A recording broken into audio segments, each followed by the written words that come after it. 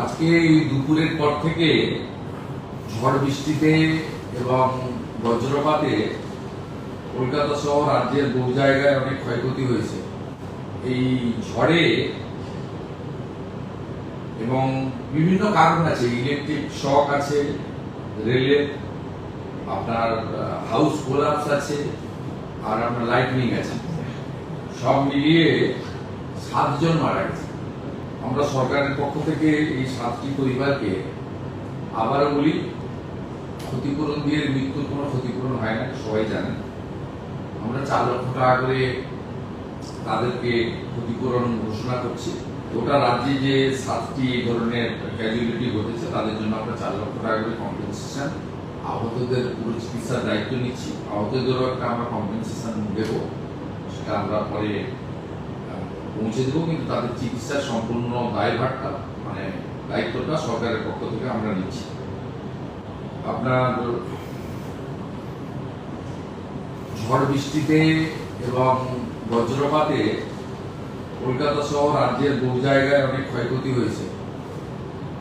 আমাদের Kolkata corporation, Bidhannagar corporation, এগুলোতে Kolkata police corporation এবং আমাদের যারা লোকজন আছেন তারা করছেন। মাননীয় মন্ত্রী অগ্নিমিত্রা পাল মহোদয় এটা মনিটরিং করছেন, অনেকটাই ক্লিয়ার হয়েছে। তো ওভারঅল রাজ্যের বহু জায়গায়, সাউথ 24 পরগনা, নর্থ, হাওড়া, হুগলি, পশ্চিম মেদিনীপুর এবং পুরুলিয়া, এই জায়গাগুলি থেকে অনেক জায়গা থেকেই বড় বড় গাছ পড়ে যাওয়া, অন্যান্য অনেক কিছু খবর এসেছে। কলকাতাতেও দেখেছেন কিছু গাড়ির উপরে গাছ পড়েছে, কিছু ইনজোর্ড আছে। আমাদের এই ঝড়ে এবং বিভিন্ন কারণ আছে, ইলেকট্রিক শক আছে, রেলের আপনার হাউস কোলাপস আছে, আর আপনার লাইটনিং আছে। সব মিলিয়ে 7 জন মারা গেছে।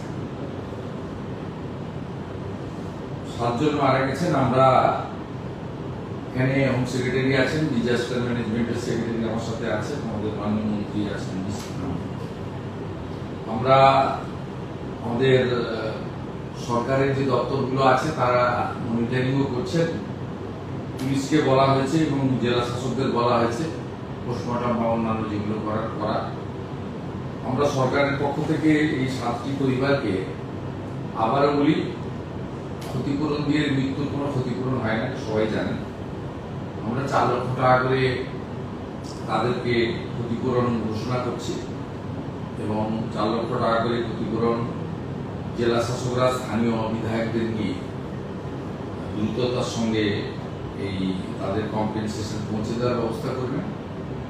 আর যারা আহত হয়েছেন তাদেরকেও আমরা কম্পেনসেশন দেবো, কিন্তু সেটা এখনই না বলে ওদের যাতে চিকিৎসাটা সরকারিভাবে আমরা দ্রুততার সঙ্গে করতে পারি সেটাও আমরা নির্দেশ দিয়েছি। এটাই আমাদের ছিল। এবং আমি দেখছিলাম অনেকেই বলছিলেন কলকাতায় এই বড় বড় গাছগুলো, অনেক পরিবেশবিদরা তারা বলছিলেন এই গাছগুলো কিভাবে রক্ষণাবেক্ষণ করা যায়। আমরা সিএস কে বলেছি, ফরেস্ট, এনভায়রনমেন্ট এবং কেএমসি কে নিয়ে কথাবার্তা বলে এই ধরনের ন্যাচারাল ক্যালামিটি তো শুরু হলো, এটা চলবে বিভিন্ন সময়, কিভাবে এটাকে একটা প্রোটেকশন নেওয়া যায় সেজন্য তারা দেখবেন। কিন্তু আপাতত গোটা রাজ্যে যে 7টি ধরনের ক্যাজুয়ালিটি ঘটেছে তাদের জন্য আমরা 4 লক্ষ টাকা করে কম্পেনসেশন, আহতদের পুরো চিকিৎসার দায়িত্ব নিচ্ছি। আহতদেরও একটা আমরা কম্পেনসেশন দেবো, সেটা আমরা পরে পৌঁছে দেবো, কিন্তু তাদের চিকিৎসার সম্পূর্ণ দায়ভারটা দায়িত্বটা সরকারের পক্ষ থেকে আমরা নিচ্ছি। আর বাকি তো রাস্তাঘাট ট্রাফিক ক্লিয়ার করার জন্য কলকাতা, হাওড়া এবং বিধাননগর পুলিশ লেগে রয়েছে। পৌর নগর উন্নয়ন মন্ত্রী অগ্নিমিত্রা পাল মহোদয় তিনি বিষয়টা মনিটরিং